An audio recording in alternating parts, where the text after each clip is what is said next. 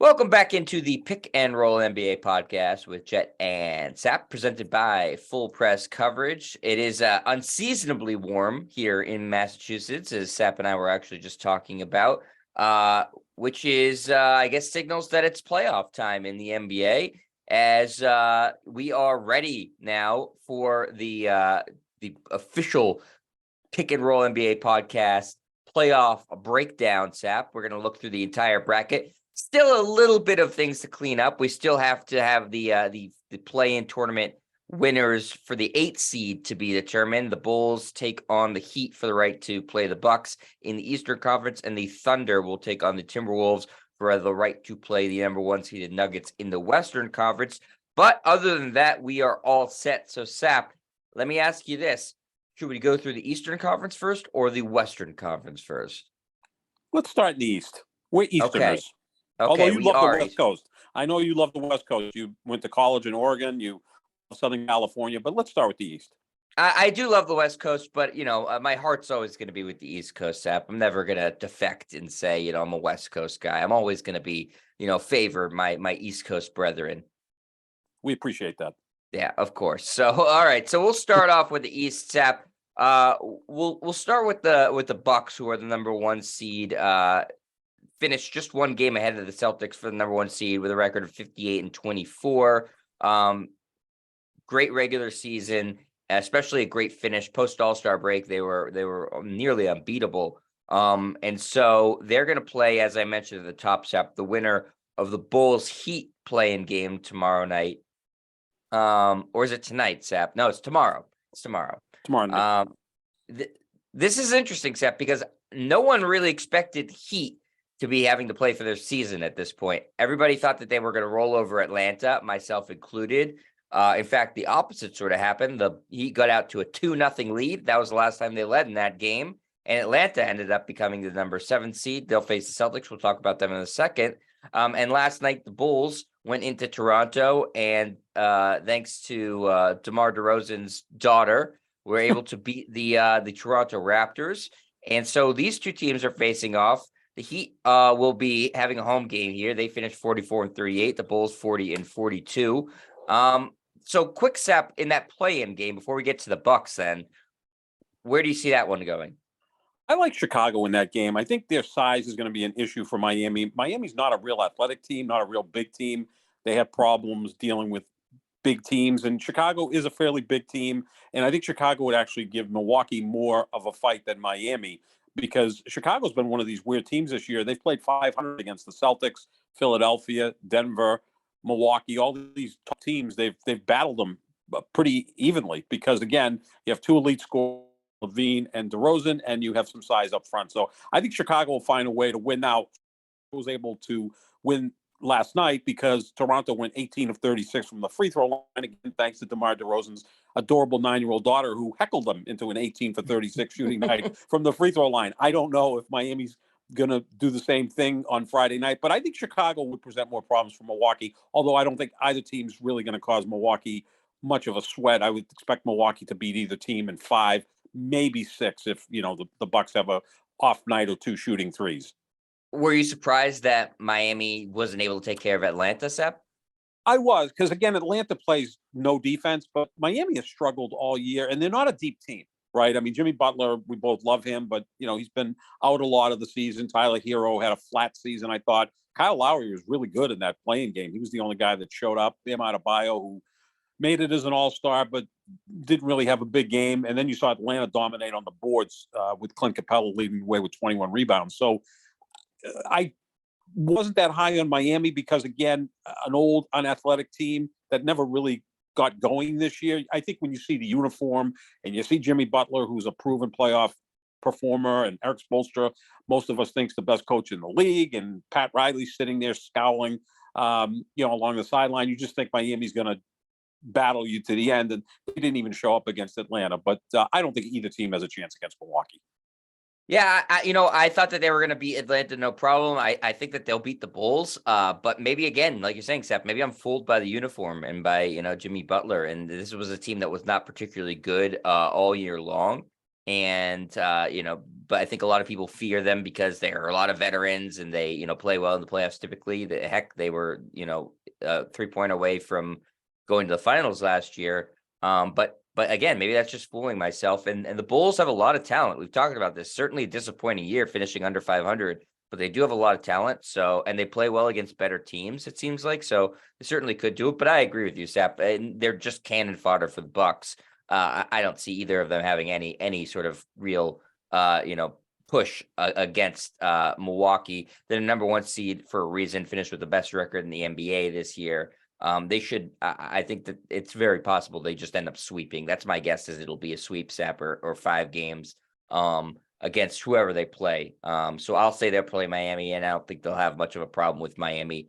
They're just better in every aspect than the Heat are. So. Milwaukee, I think we both agree, no problem regardless of who they play as the 8 seed there. So that moves us to the 2 versus the 7, Sap. And my beloved Boston Celtics finished 57-25 in the regular season. They'll be playing the winner of the first round of the play-in, the Atlanta Hawks that we just talked about. They finished the season 41-41, classic 500 team. If you go back like a year, you look at it, they literally win one, lose one, win one, lose one. That's exactly what they do. And they won one to get into this spot. I was expecting, again, the Heat, Sap. I think that this is a really good matchup for the Celtics. They're deeper, they're better. I think 5 games is my prediction for this series, Sap. Yeah, gentleman's sweep without question. Trae Young's capable of winning one game on his own. He's also capable of losing one game on his own because he's prone to turnovers, poor shooting, and he obviously plays no defense. One issue could be Clint Capella, who had 21 rebounds in that game against Miami. And the Celtics at times can struggle on the board, so it's going to be up to Rob Williams and Al Horford to perform well. But the Celtics are just better in all aspects. I expect a 5-game series as well. Gentlemen sweep for the Boston Celtics over the Atlanta Hawks. Yeah, the one thing Atlanta does really, really well, Sep, is they're big. They have Collins, Capella, and Okongwu, all 3 good shot blockers, all 3 good rebounders, very athletic. So the Celtics are going to have to be, on their A game in terms of shooting the basketball and getting to the free throw line. I think that they're obviously capable of doing that. I like the Brown Tatum, tandem a lot better than the Murray Young tandem. So the Celtics should be able to take care of business. I believe the last time they played Atlanta in the first round, Sap, they won a championship in 2008 with the KG Celtics. So that series went to 7 games. Went to 7 games, although all the games at TD Garden were blowouts. Atlanta won close games at home to get it to Game 7, but the Celtics just blew them out. I think they won 99-65 in Game 7, which you're not going to see a team score 65 points in a playoff game this year. I mean, for the most part, those are like halftime scores, 65 points. In fact, Golden State in one of their last regular season games scored 55 in one quarter, but the Celtics should take care of business. All right, so we're moving on. We have the 2 top seeds in the East not having much of a problem. That brings us to the 3-6, Sap, which is the Philadelphia 76ers against the Brooklyn Nets, 54-28 for the Sixers, 45-37 final record for the Nets. Sap, how do you see this series breaking down? It should be Philadelphia, but we never really trust Philadelphia because at some point, Joel Embiid doesn't finish a series. There's some sort of mysterious injury. Harden seems to flame out, whether he's old or out of shape. And Doc Rivers has blown a lot of 3-1 and 3-2 leads throughout his career in the postseason. I just don't think Brooklyn has the firepower to keep up. Now, if you had Kevin Durant and Kyrie Irving playing, they probably wouldn't be the 6 seed. They would have been maybe the 5 seed. And you'd be talking about, some sort of different combination there. But as good as Brooklyn's played since they traded Kyrie and Durant, and they've kind of held their head above water because I thought that they would fall into the play-in, and they didn't. They still maintained being 6th overall in the Eastern Conference, and they're well coached by Jacques Vaughn. Mikal Bridges is just lit it up since he went to Brooklyn. I just don't think they have the firepower. How are they going to deal, for the most part, with Joel Embiid, who I think is going to win the MVP? I think Philadelphia, but I'll say 6 games because Philadelphia has a tendency of falling apart at the end of some of these games, and I'd give Brooklyn a couple of wins in this series, but Philadelphia is just too good to not beat the Brooklyn Nets. Yeah, Brooklyn's got, I think that they play with a chip on their shoulder because now all these guys are, they're outcasts. They were guys traded for star players and think, this is their second or third team. And so, they do play hard. They have a lot of really good wing defenders on this team. So I could see James Harden having not a great series. And they have Claxton, who's a good defensive Mhm. player, but no one's stopping Joel Embiid. It doesn't matter who you throw at him; he's going to dominate. And the problem with him isn't that he can just score in the low post; is he can score on all three levels of the basketball court. So Claxton, typically a rim defender. Okay, so maybe he takes away some paint points from Joel Embiid. Well, then he'll just take 12, 15 footers. He can hit those, no problem. He can hit threes. Um, he should dominate. I think, whoever he plays in any series, he's the presumptive MVP. He should and probably will dominate. That's just how good he is. It's a matter of how good the rest of the 76ers play. I agree with you, Sap. I think that they're, they should beat the Sixers because it's just not a great or complete roster. I think there's a lot of nice players in the Sixers. Maybe Bridges ends up being an all-star player, but the rest of them are just really solid role players. And so I think 76ers, yeah, I think that's what give them a little bit of struggle, but not for too much. 5 or 6 games for the 76ers over the Nets in that series, Sap. Yeah, key for Philadelphia is not having a long series because there Yeah. almost seems only so much for Embiid and Harden to give you. So if you can wrap it up in 4 or 5, that sets you up for a better chance against the Celtics in the second round. But Philadelphia is just too talented to lose to Brooklyn. And then we have the final first round series in the East, the 4-5, the Cleveland Cavaliers at the 4 seed. They finished 51-31, and the New York Knicks, a surprising 47-35 finish for them to be the 5 seed in the East. This is the most competitive. Obviously, it's the 4-5, so it should be the most competitive series. But this is on paper should be the one where it's the most evenly matched too. Though I think that Cleveland, in my opinion, Sap, should be able to take care of the Knicks fairly easily. I think that the Knicks are in for a disappointing finish in this. I actually have this one being a 5-game series for the Cavaliers. I do too. I think you might even see a sweep here. Although 4-5 is generally the series you look at as potentially being a 7-game series. It's a bad matchup for the Knicks. Cleveland has the best defensive numbers in the league. You've got Evan Mobley, who may be Defensive Player of the Year. You got Jared Allen. You got 2 phenomenal bigs, great backcourt. I think Donovan Mitchell is going to be so excited to play at Madison Square Garden. He thought he was going to the Knicks in the Yeah. offseason. Instead, he went to Cleveland, and I think he's going to finish top 5 in MVP voting. And I think he's going to light up the Knicks for several games. And the Knicks kind of peaked back in, I'd say, middle March when they had that 9-game winning streak. They beat the Celtics a couple of times and, looked like a team that was playing its best basketball. And then they kind of flattened out down the stretch. I like Cleveland in this series handily. And not only that, Julius Randle's got a bad ankle. They still Mhm. don't know what his status is for game 1, so he's not going to be at 100% by any means. The Knicks are a nice story this year. I just don't see that much talent on their team. I think they're still, compiling young talent and picks in the hopes of trying to get that huge superstar player. They could have done it with Donovan Mitchell. They decided to take a pass, and he may very well be the guy that knocks them out of the playoffs this year, which will create some awesome headlines in the New York newspapers, I'm sure, Sap. Oh yeah, without question. It's good that the Knicks are back in the playoffs, but we remember 2 years ago they had a great regular season. They lost in 5 games to Atlanta. Trae Young them up. I expect Donovan Mitchell to do the same thing. So we're both in agreement that it's going to be Milwaukee, Boston, Philadelphia, and Cleveland advancing as the top 4 seeds in the Eastern Conference because that's the way it's been pretty much all year, especially once Brooklyn moved on from Durant and Kyrie Irving. The East is very top heavy. Whereas the other conference, the Western Conference, is just jumbled. I mean, good luck trying to pick that thing. Yeah, we've been saying this for months, Sap, with the East. It's that, those 4 teams are going to move on. We've been almost positive it. Now, you never know. There could be an upset, but I think we feel very confident that those are going to be the final 4 teams in the Eastern Conference. So let's move over to the West in the first round, Sap, then. We'll start with, again, the 1-seeded Nuggets, 53-29.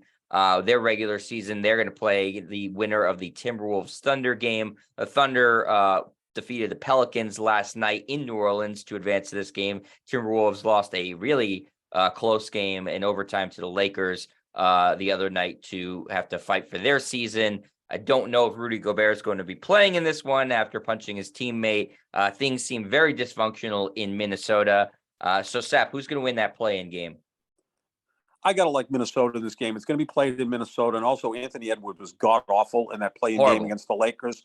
I think a player of that caliber will bounce back and have a nice game. Karl Anthony Towns has been a pretty consistent player throughout his career. Rudy Gobert is back.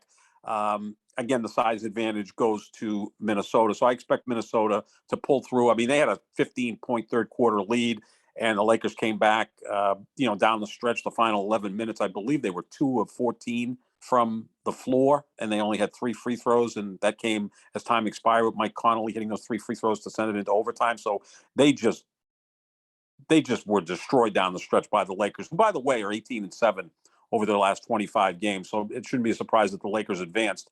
But I think Minnesota is just more talented than Oklahoma City. Give Oklahoma City credit. I didn't even expect them to make it into the play-in. They look like they were in tank mode. But hey, Shea Gilgeous-Alexander, he is a legitimate stud. They've got a bunch of draft capital. If they lose this game, they get into the draft lottery. Maybe they get lucky, and they're a team that you'd have to really pay attention to over the next few years. But Minnesota's more talented. And I think, again, Anthony Edwards has a huge game. Oh, yeah, Oklahoma City's playing with house money. Right now, no one expected them to be. I thought they were going to be a bottom 3, bottom 4 team this year, and so they've exceeded everybody's expectations. The fact that they won 40 games is sort of outrageous. Minnesota way more talented than Oklahoma City, at least for now. But it's so much dysfunction going on there, Sap. The Rudy Gobert stuff is chief among them, and so. It's I just don't know how to look at this one. I think the Thunder, I actually am going to pick them in this game because I feel like they don't know that they're the underdogs in it. And so I trust them more than I trust Minnesota. Charles Barkley said this too. It's like one of the dumbest teams. Like they should have won that game against the Lakers, Sap. Sure. They had no business losing it. And then they played a horrible fourth quarter, a horrible overtime. It's like Karl-Anthony Towns was having a fantastic game, and then they started double teaming him, and then the Timberwolves didn't adjust their game plan at all. They're like, oh yeah, just force up threes, Karl-Anthony Towns. So I don't trust them at all, Sap. No, I mean, they should have beat Memphis last year in the playoffs. I mean, they lost in 6 games. They had an opportunity to win that series numerous times, and Memphis just was a little bit better down the stretch. Yeah, you would think with Mike Conley at point guard, that he'd kind of settle things down for that team. But you've got young talent, Anthony Edwards, Karl-Anthony Towns, as good as he is, he does have a tendency of disappearing. I don't know if the franchise is recovered from the Gobert trade because it's so one-sided, right? One of the worst trades I've ever seen in any sport. Right? You can make a case that Kessler, who was one of the 3 players traded in the trade, not to mention the 4 draft picks and the draft swap, is as good as Rudy Gobert, right? So, maybe we'll call Gobert slightly better than Kessler. He's younger and cheaper, too, by a lot. Younger and cheaper by a lot. And then, by the way, you got other players and all this draft capital and pick swaps and all of this stuff. It is going to go down. It's almost like the Herschel Walker trade when, Minnesota acquired him from Dallas, and Dallas got so much capital draft-wise and player-wise that they built a team that won 3 Super Bowls in 4 years shortly thereafter. I don't know if, the Utah Jazz are going to be able to duplicate that, but that being said, it almost seems like some of the players on Minnesota were like, why the hell did we acquire this guy for all of that? Because he just doesn't seem to be a guy that even connects with his teammates. Remember with Donovan Mitchell, it was an issue. No, he's not popular. Shortly after the pandemic, and he's kind of the face of the pandemic, and it's not his fault. He just was the first player that tested positive and all of that stuff. So, I just think Minnesota's too talented, though. But Oklahoma City's a team that's, got everything going in the right direction. But I can't see either one of them, although Minnesota would throw a scare into Denver in the next round because, again, of that high-end talent. But Denver still would have the best player on the court in Nikola Jokic. Yeah, again, they would screw it up. Maybe they have more overall talent, but they would screw it up. Yeah, the Nuggets, whoever it is, I think it's the Thunder. You think it's the Timberwolves, will get, I think, waxed by the Nuggets. So I see that being a sweep, regardless of who they play. I guess if it's the Timberwolves, Sap, they could take a game, but I really don't think so. So Denver, I think no problem, regardless of first round. Sap, I know you and I are both really looking forward to this. The 2-7 Lakers, Grizzlies 51-31 in the season, 43-39. The Lakers finish above 500 to be the 7th seed in the Western Conference. All right, Sap, you're the Lakers guy, you're the LeBron guy. Break down this series for us. The Lakers are playing outstanding defense. Since the trade deadline, 18-7, one of the top 5 defensive units in the sport during that period of time. Offensively, they're still a bit wonky from time to time. Not a great 3-point shooting team, although they've improved since the trade deadline. LeBron's playing still at a very, very high level. Anthony Davis, again, if you extrapolate his numbers and have him play 65, 70 games, he'd be a top 5 MVP candidate, especially if the team's record was a little bit better, which it would have been if he played more games. I think the Lakers are going to win this series. I think they can get in the heads of Memphis. They beat them 3 out of 4 this year in the regular season. And the Lakers kind of turned their season around against Memphis. The Shannon Sharpe game, right? When Shannon Sharpe was, he shouldn't be allowed at any of these games, by the way. Oh, I think he should be MVP of this team, actually. He's the guy who turned their season around. What are you talking about? But, from that point forward, they just played much better basketball. They trailed in that game by double digits, which is no big deal in the NBA. Came back and won and really have been on a steamroll ever since. I think the Lakers, with that veteran leadership of LeBron and Anthony Davis, still have more experience and will be able to find ways to win late, which has been a problem for the Lakers this year. The Lakers are about 7 or 8 possessions away from being like 52-30. They lost 2 games to the Celtics they should have won. They've had a ton of games where all they had to do was hit a free throw or not turn the ball over down the stretch or just do something normal and they would have won. They would have been a 50-win team. But now you're seeing that take place. And I think they're going to be a tough out anyway. And I like them over Memphis. This should be an interesting series, though, because we know how Memphis plays with all that swagger and that attitude. And the Lakers have the veterans in LeBron and Anthony Davis. So, it's going to be a fun series, but I do like the Lakers. Yeah, I think you can look to the regular season, Sap, and usually it's hard to say that in the playoffs, but I think all those games seem kind of like playoff games because, the Grizzlies took them really seriously against the Lakers because, you're playing against LeBron, Anthony Davis, you're playing against the purple and gold. So I agree with you. I do think the Lakers are going to win this series. Though I don't think it's a great matchup for them, but I think that they have so much more, experience in these games that in the tight games, even though the Lakers have not been good in the tight games, I think that LeBron will end up shining in those spots.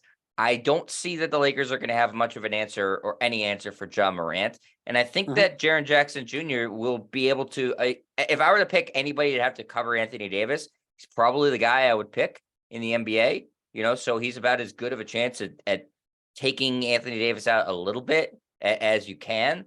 AD needs to be assertive in every playoff series the Lakers have, whether they make it all the way to the finals or they just end up in the first round. It's going to be how assertive he is. He can't have halves where he takes like 4 shots, where that's happened before in the playoffs. He needs to look for his offense constantly. And I know the Lakers roster is a lot better than it was at the beginning of the season, but if Anthony Davis doesn't play well, they're not advancing.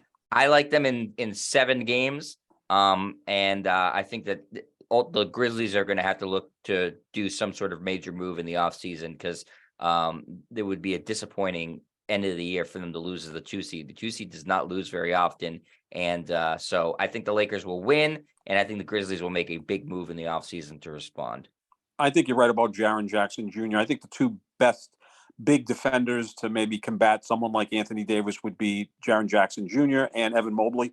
They're both big, but they're both mobile that they can go outside because Anthony Davis does have a great mid-range game. He can score with his back to the basket. He can put the ball on the floor. I mean, this guy is as skilled as they come, right? I mean, there's no reason Anthony Davis shouldn't be a top 5 player. And he's played like one this year. Just, again, not as many games as you'd like, but that's going to be an interesting matchup. But if it does get to game 7, even though the game would be in Memphis, you still got to like LeBron. He doesn't lose game 7s. He just doesn't. I mean, his numbers throughout his career in game 7s are like astronomical. It's like 36 points, 11 rebounds, 10 assists when it comes to a But he's not clutch, right, Sap? Right, he's not clutch. No, not clutch at all, though. He's got more game-winning shots in the postseason than Jordan and Kobe combined, but that's another discussion. And I'm not a LeBron guy, but I haven't seen.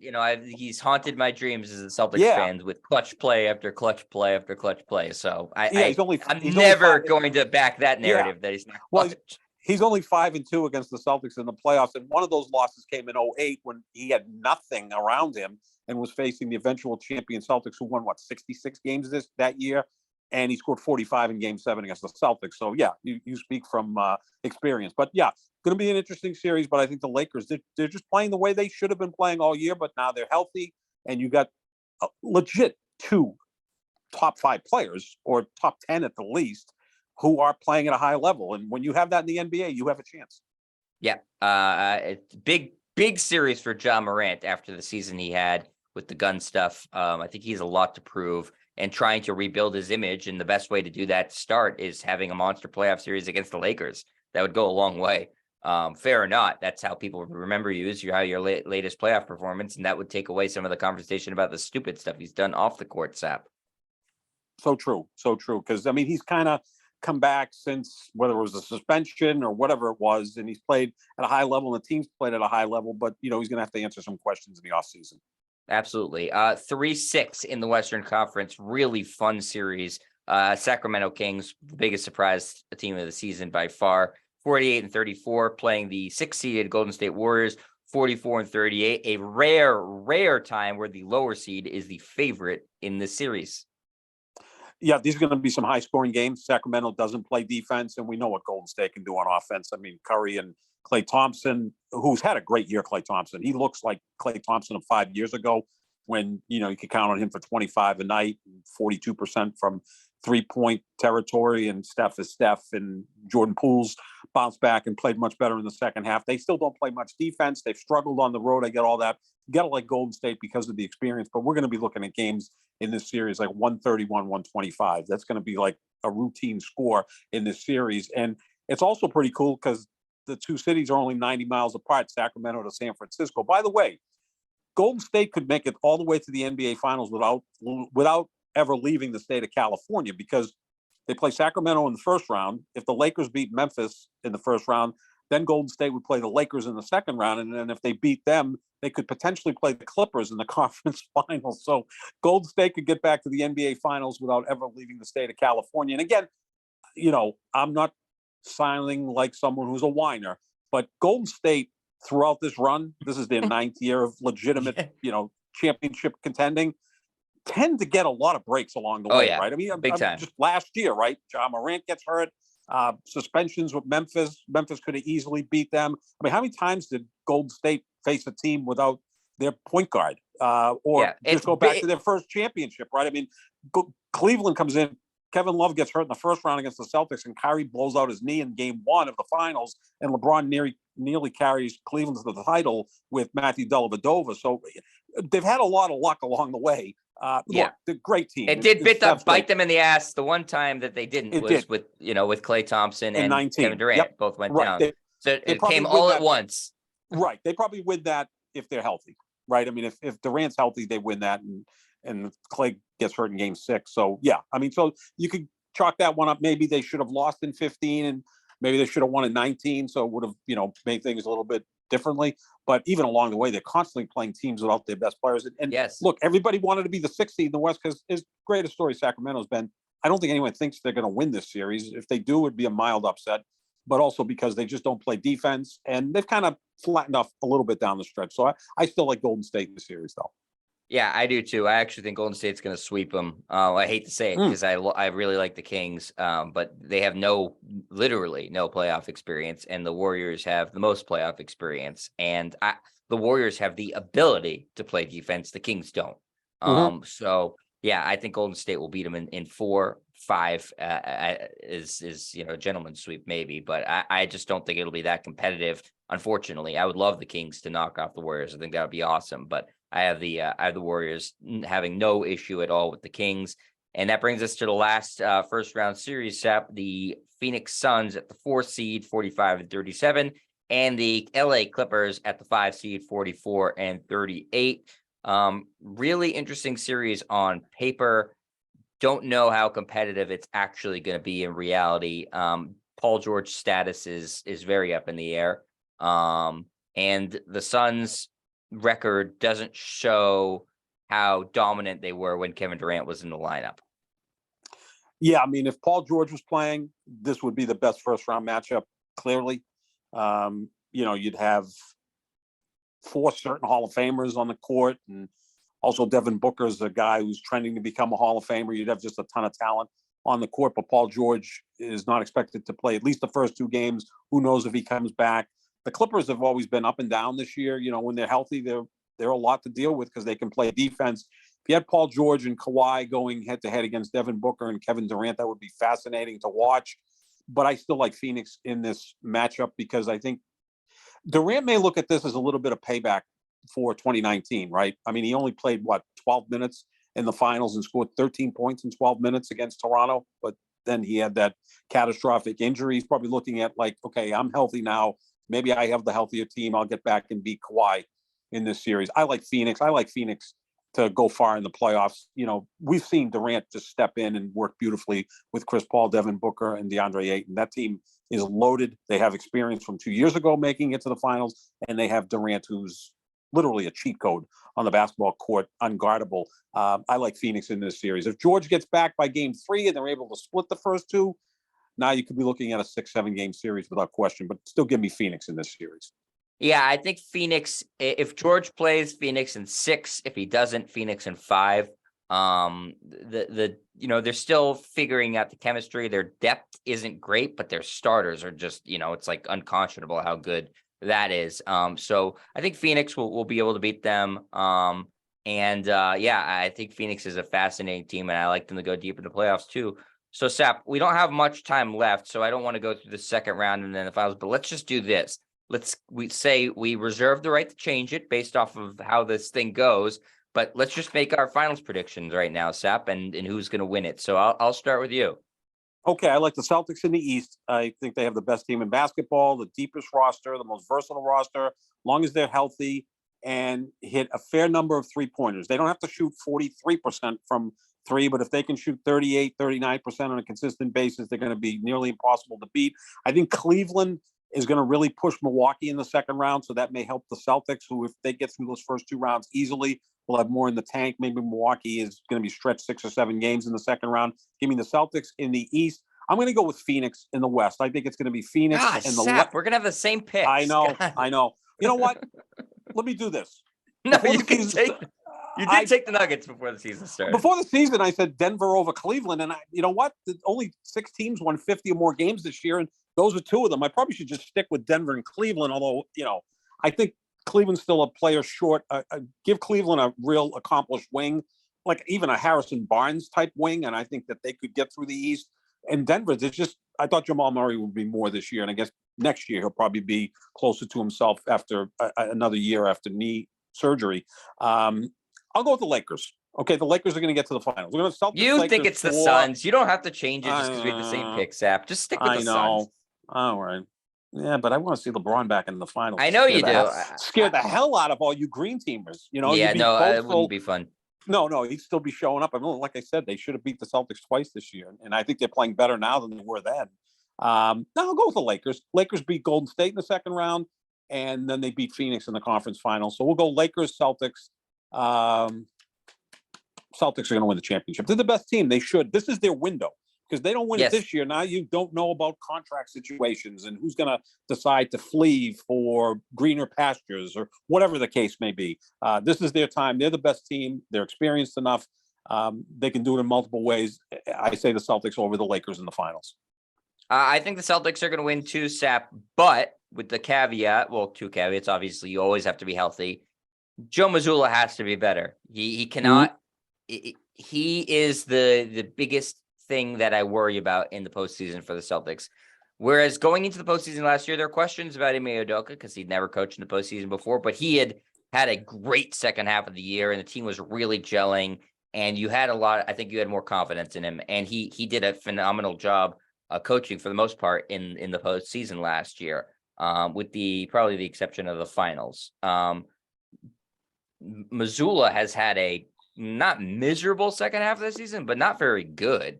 And I just don't have any confidence in him right now. So the team's talent is going to have to shine through the bumps that you have in coaching. I think he has the ability to coach good games and good series. We haven't seen it because he's never been in the playoffs before. And it's sort of much more of a chess match in the playoffs where you make game-to-game adjustments. But he's really got to step up his coaching and be more open to suggestions and less obstinate when you have to make adjustments. And so hopefully he does that. So I do think the Celtics, again, have the most talented team in the league. I think that they're the deepest team in the league. They should win. It would be disappointing if they don't in the West. I like the Suns because of that top end talent. I don't think that they it's funny. The two middle teams I like the most, the Warriors and the Suns, the 6 seed and the 4 seed. I don't think that there's any team that fears any other team in the West. There's no like, oh my God, we have to play this team. And so it's pretty wide open, Sap. I think the Lakers, the Warriors, the Suns, or the Nuggets, all of those teams could come out of it. I still don't believe quite enough in the Lakers to think that they're going to come out of it, but I'm not going to discount LeBron James in the playoffs. I'm just not going to do it. I've seen it too many times. So I'm not going to say there's no chance. I just like those other teams a little bit better than I like the Lakers, Sap. The key for the Celtics, too, is they have Malcolm Brogdon this year. And if they had Malcolm Brogdon last year, I think they beat Golden State. He gives them a legitimate third scorer. So now you have Tatum and Brown. If one of those guys has a slightly off night, Brogdon can step up. Or Derek White, who's better than he was a year ago. They can give you 20, 22 points in a given night. But it's still going to come down to, is Jason Tatum going to elevate in the bigger moments? He wasn't able to do that last year. Although people seem to forget Game 6, that Milwaukee facing elimination, when he put up, 46 against Giannis and saved the season. They ended up winning in Game 7 back at home. But in the conference finals, he was good, not great against Miami, and he just wasn't very good against Golden State in the finals. He has to be better. And again, you're going to just have to check that injury with Jaylen Brown. I think he's going to be just fine. Take a little while for that 5-stitch cut to heal on his shooting hand. But I do like the Celtics, and I'll stick with the Lakers. Celtics, Lakers. Of course, if that's what the finals is, I'll probably pick the Lakers by then, because I'll be full of confidence, just like everybody else in purple and gold. But look, Celtics, Lakers, can't go wrong with that, no matter who's on the court. No, I think whoever comes out of the West, it will be it'll be a fun matchup in the finals, no matter what. And so I'm hoping it's the Celtics, Sap, obviously, and I feel pretty good about it coming in. Again, my biggest concern is the coaching, which not a great concern to have. I wish it was how our 8th man is going to play, but it is what it is. And so again, we're going to be here all postseason long, reacting to the different series, the different games. We'll be breaking down the rounds as they happen. And again, we reserve the right to change our opinion. That's, we're allowed to do that. This isn't North Korea where we can, have to say one thing and stick with that. So make sure you check out the Pick and Roll NBA podcast with Jet and Sap all postseason long.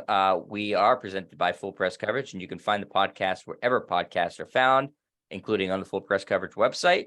And check out our social medias at JohnSap25, at Jet Stryer. And we will be back again plenty of times throughout the postseason, constant podcasts. So a lot to look forward to, lots of basketball. It's a great time of year. I know I'm excited. I know Sap's excited. So make sure you are listening all the time. And we appreciate you guys. So we will talk to you later. See you, everybody.